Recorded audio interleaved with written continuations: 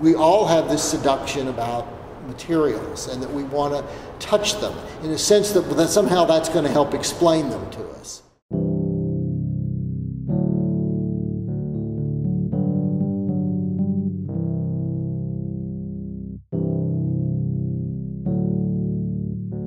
It's actually cast aluminum.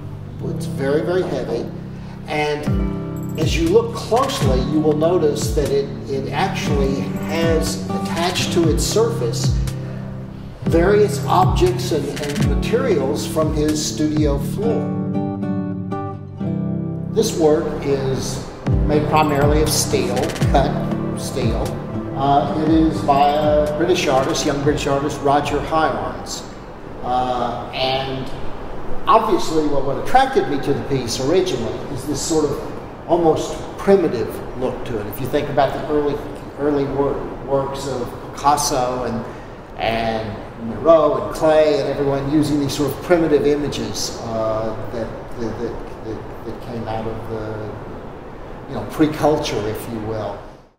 Obviously, the materiality of this piece specifically is about the way, in my view, the way it changes over time. Again, using what I consider to be a relatively classical form, the two circles with the sort of, ears, if you will. It's very totemic, very body-like. And your sense is that this is, could be a person, in primitive imagery. But he sort of altered it by, messing with the surface in a very subtle, not obvious way, but you do see it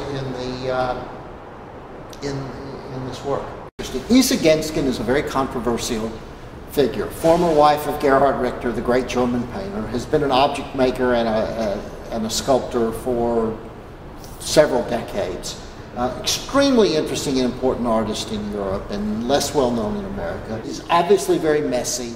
The materials are a little of everything, from these sort of faux flowers to a ceramic kind of little Madonna and Child to, splattered paint on this plastic, a chair that looks like it's falling apart, plastic and metal like wiring, and a little of almost totally random, if you will, one would think, in terms of choice of material. Unlike other things, the materiality of this piece, I think, is not seductive and doesn't make you want to touch it. In fact, it's the messiness of it that I think pushes you away, but there is something, for me, quite seductive about her work, because it is you can just imagine this is someone who's engaged in free associative thinking, and it's not about one specific thing, but it's about an amalgamation of one's perception of things.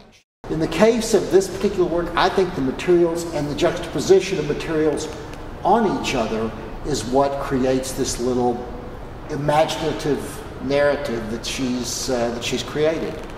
Form first, but then the material. And this material is it's sort of seductive, it's sort of messy, it seduces you into want to touch it, but it also has almost a primordial sense to it, that it's sort of built out of antiquity, if you will.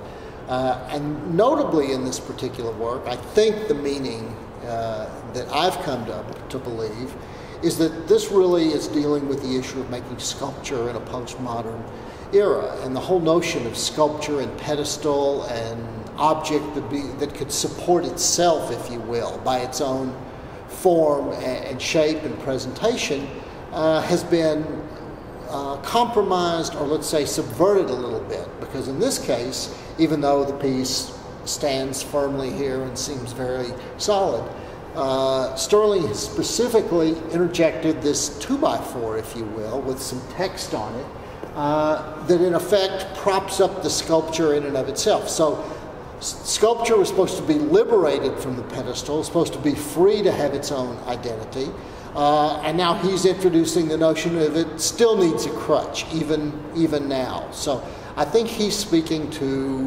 reaction to classical modernism and reaction to object making. And obviously the materials do have some significant relationship to that, but first it was form, then it was material. What's interesting about object making in this sort of moment in which we live is that there are no rules, that we've abandoned the traditional forms and materials in many ways, the bronzes, the marbles, those materials which we're so used to dealing with for the last 1,000 years, plus 2,000 years in terms of sculpture, or what we call sculpture, has really evolved. It's no longer limited to just those traditional materials that we've known through the ages.